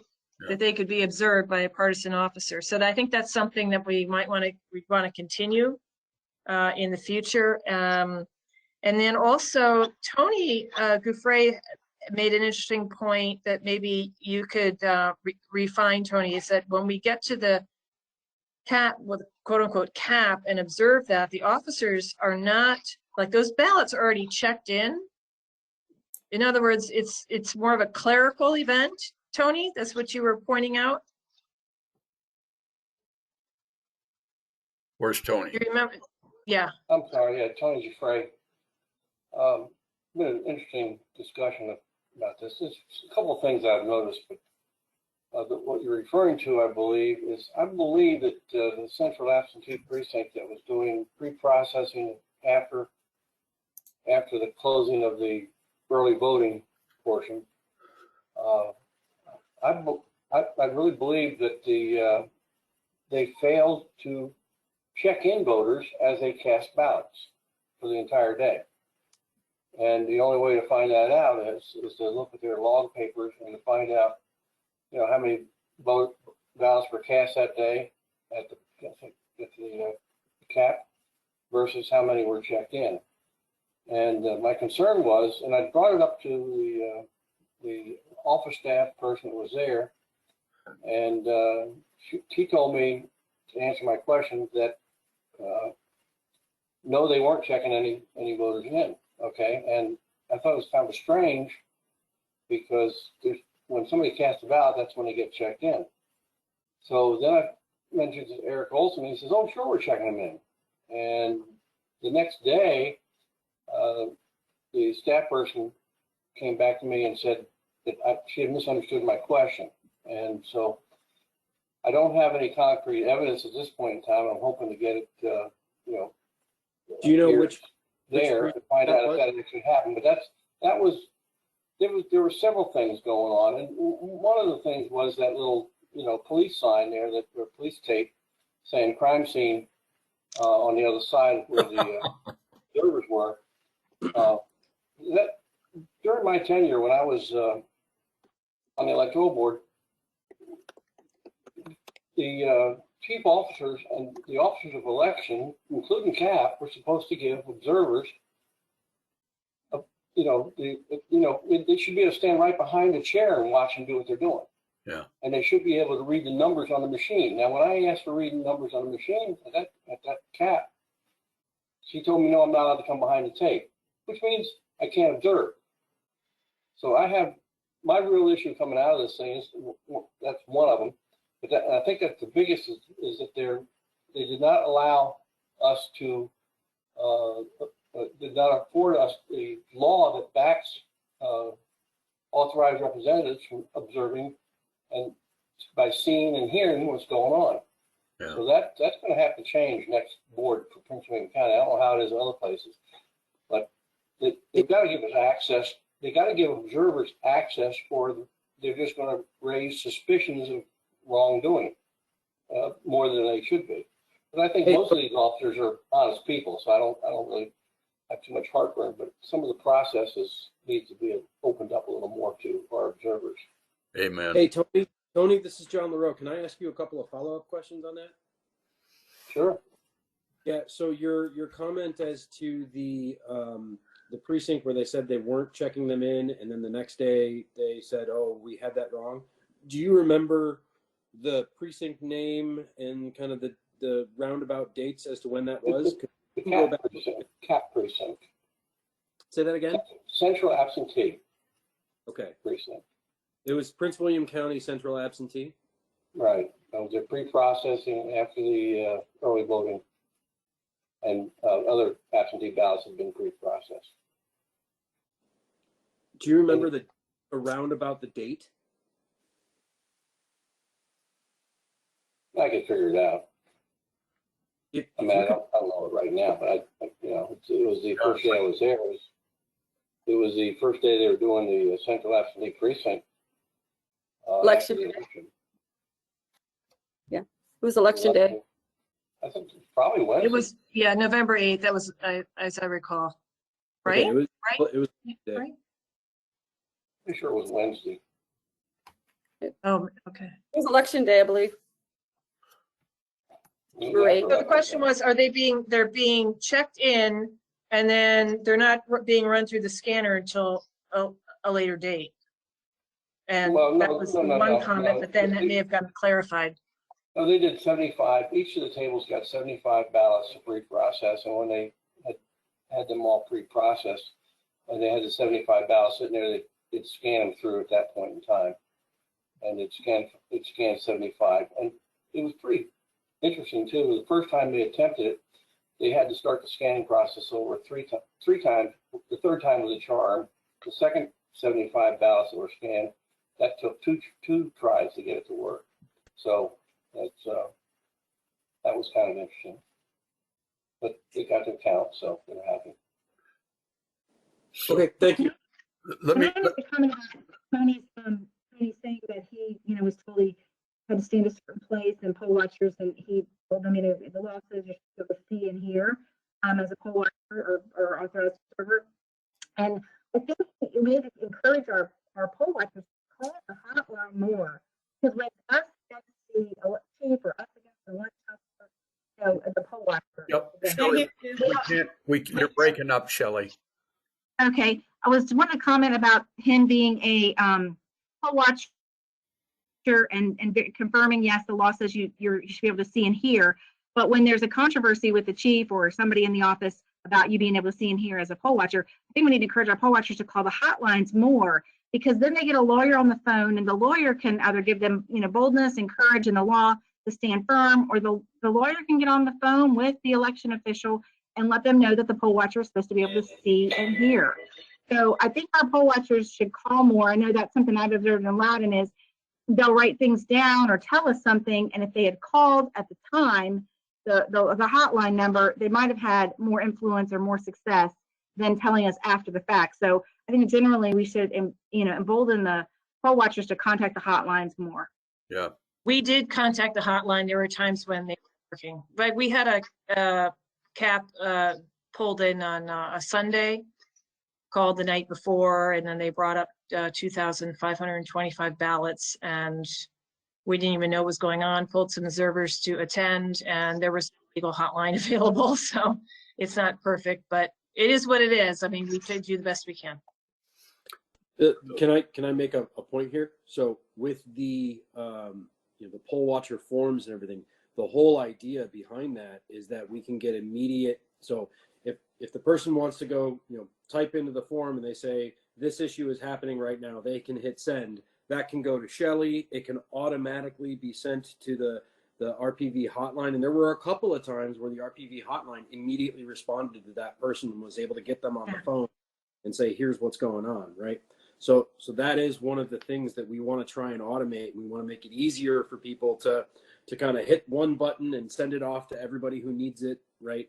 Simultaneously, it goes to the hotline, it goes to their election integrity lead, it goes to all of that kind of stuff. So you can make a report that's just a midday, here's an issue report, and that should go through. So that's one of the things that we were trying to do. And we had some moderate success with that, but I think that's also part of the issue is that we need to get there's a culture of poll watchers on the Republican side that they're used to just kind of standing there and watching. And if something goes wrong, then they come back and tell you the next day. Yeah. We need to get Ours people. did pretty good though. I think No, ours no, did. John, can I ask you a question? It's Anne Gregorian. Two things. Is there any way, what I think it would have been really helpful if you could have presented to the poll watchers what you were looking for in the forums, kind of give them that little boost of confidence. And then also for us, I kind of just threw our poll watchers in it. I was reporting early, but because we had no committee support, our committee chair, Republican chair, wanted nothing to do with any of this. Election day was kind of a free-for-all. But I will say John Hunker here, he did submit a form and I just kind of threw it at him. I had a small meeting. I said, look, here's the website. So John, really quick, if you want to tell him your experience as not having any training on the form, what your take would have been on it. Yeah, actually, and I thought, I mean, I think you're talking about the form that you sent out to everybody to fill out when we were doing the poll Well, I'm watching. talking about the web form. John's interested in the web form, not my form that I made up. Okay, the web form where we reported. Okay, yeah, I mean, I don't know what to say other than the fact that I found it to be fairly easy to fill it out, and it wasn't that time consuming to get it all in there. It seemed to have the right questions, and I mean, I don't know what else to say. Well, I'm happy that that's what you're saying. So let me. I've got 14 minutes left. I refuse to go past 8 o'clock since you've been kind enough to spend all this time so far. Let me change gears. First thing, there's some things on the chat that I would like to bring your attention to. Debbie Cloud noted that she and Chris are having it's basically a potluck bonfire at her home, and she's provided the address up there. It's Saturday at 6 p.m. I highly encourage everybody that hasn't been to go to these things. They're just totally good for the soul, and I hope to make it myself. So it's 6 p.m. and she's got the address on the chat. Let me. We don't have time for everybody to say what I think you would like to say, because we took a little more time than I'd hoped. So let me ask you to do this. First, I'm going to give you a few thoughts about the way ahead, and I'm going to ask you to give me some feedback on that. If you have a specific issue that you wanted to talk about, please put it on the chat. I will make a copy of the chat and include that when I send this information around. And I will also consider it when we do the additional planning that's necessary to advance the ball here. So just, if you would, just if it's a particular issue or experience that you had, please make a note of it in the chat. Now, what I'm going to do is I'm going to cover a couple things with you from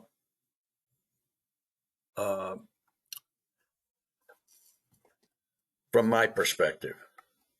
The first is, can you see my slide there that shows my recommended approach?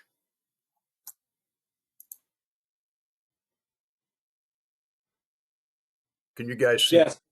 Yeah, we see it. Okay.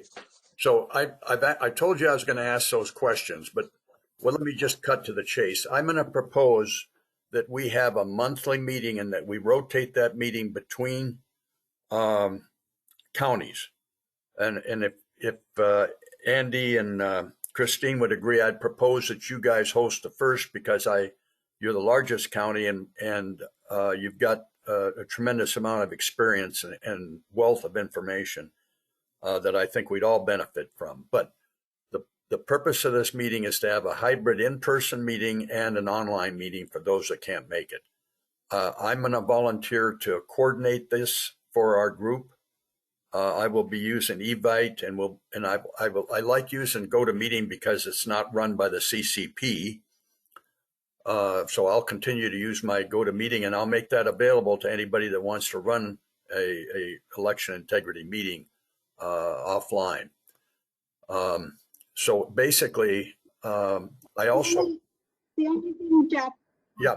That we have a special, in Fairfax County, we have a special election, January 10th. Okay. So and we're really focused on legislation. Sure. So if we could get maybe, and just Arlington, Alexandria, or somebody else to host the first one to give us, because we're just going gung ho and we're nowhere near a break.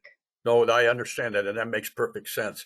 Maybe would my next nominee would be Shelley. Are you still on, Shelley?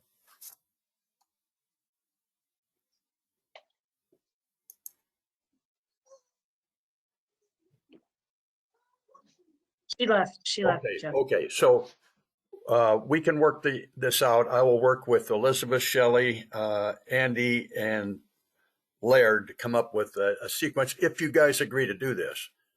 I also want to form a planning team and a risk management team. And I've already started this. Tom Hertz agreed to do this. Rob Pressler's agreed to help me. Reagan George agreed to help me. Basically, what we want to do is take the input from these kind of sessions, organize it, and identify those actions which should be done in a timely manner. And I throw this slide up to just speak to some of the things that are kicking around in my head. We've got elections. We've just completed the 2022 election. The 2023 election is literally around the corner as far as preparation for it goes. We're constrained by the fact that we don't have the Senate in terms of law, but we need to be thinking, as I think you suggest, Andy, about what legislation we want and to start coordinating that, prioritizing that, getting our chairs from our Republican committees to on board and to help push these things up the tape. We need to think about how we characterize the election system components. I've just put some thoughts down there, and we need to think about who do we put the pressure on to change, to make it better. So I just want to give you a heads up. This is what I'm thinking. I would like to know from you, and you can give it to me in a chat or however you want to do it, whether or not this is something we should do. And the object is not to deal with the details of each county or city or jurisdiction, but to deal with those things, especially that are common. We've obviously demonstrated tonight some problems with transparency approaches. And we know in Prince William County, we've got to press the ball on that.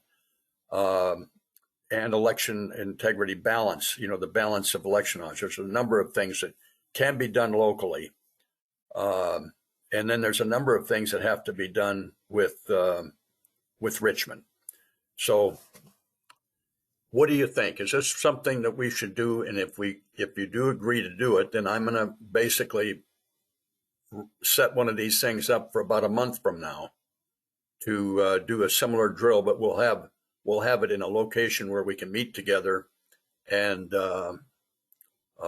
then bring everybody else in by this kind of a meeting format. What do you think? Janice?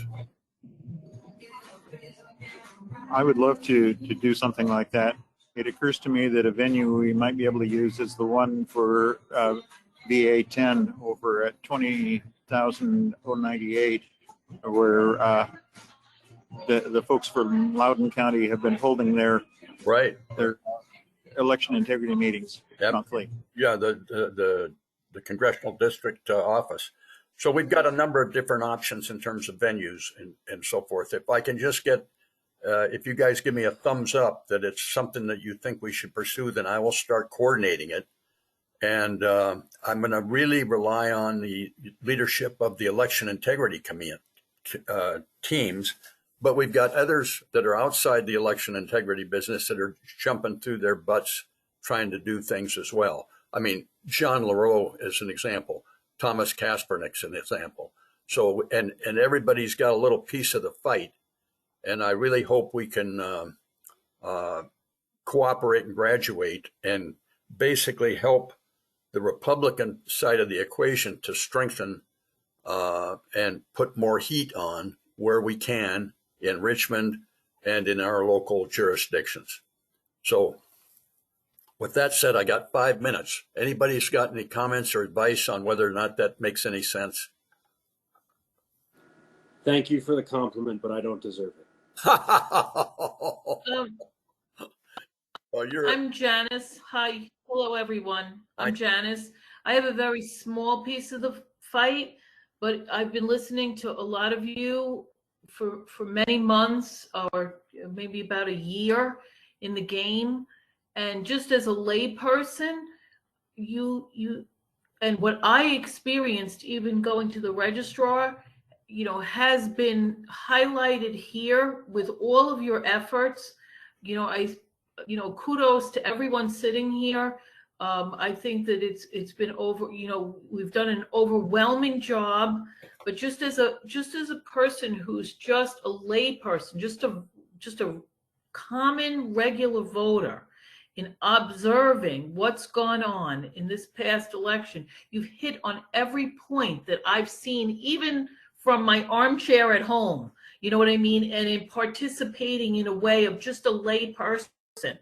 So I think that that's important because I think you're touching on many, many issues that voters can readily see just in how the process was. I've had the exact same takeaway in many of the topics that were discussed tonight. I appreciate everyone's energy in doing this because we, the people, have had enough and we need the help. This has to be an action. We need integrity and we need action every step of the way, because this is a big, like somebody said, this is everything in a washer and hit the spin cycle or the dryer. It's just been that bad, and it takes a tremendous effort and many, many very intellectual people to get their hands around all of the corruption that's been demonstrated. And you don't need to have a big degree on the wall to see that this has not been an election with integrity. Thank you. Thank you, Janice. Can I make a comment on that? And thank you very much, Janice, for the compliments to the team and everybody who's been working. We have made a lot of progress. I think one of the things that's important is that not everybody can do every job, right? So take myself, for example. I know I'm good with data, so I've decided to focus on the data. That's what I'm good at. If you guys have data problems, come to me. I will happily help. I'm not good with legislation. I don't do FOIAs. I do the data, right? And I think we have the election integrity community.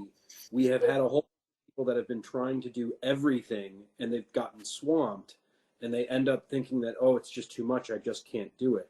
Where we as team members need to work with each other and be able to identify, okay, that person's really good at doing FOIAs and getting that stuff done. So let's let them do that.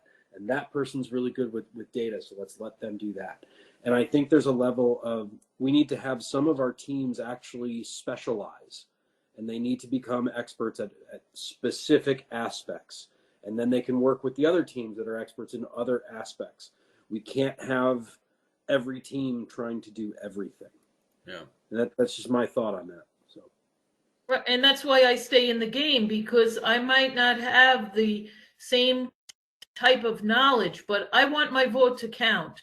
And I'm tired of watching these, these types of elections where this is not the democratic system in by no stretch of the imagination. And I want to leave a world that is based on our Constitution, and we do the right thing because it's the right thing to do for humanity. And that's God's law, and I think that is the overriding thing that unites all our efforts. I might not have the degree on the wall, but I'm in this fight because of how important it is for our nation. Thank you. Thank you. Okay, well, everybody, it's 8 o'clock almost, and thank you so much. I will be sending you a link to the presentation here, to the basically the video record.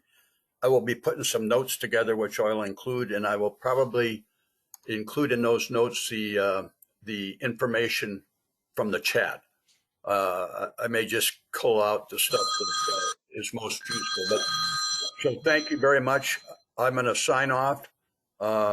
And I especially thank the chairs of the Election Integrity Committee. And Andy, you and Christine have good luck with that election coming up.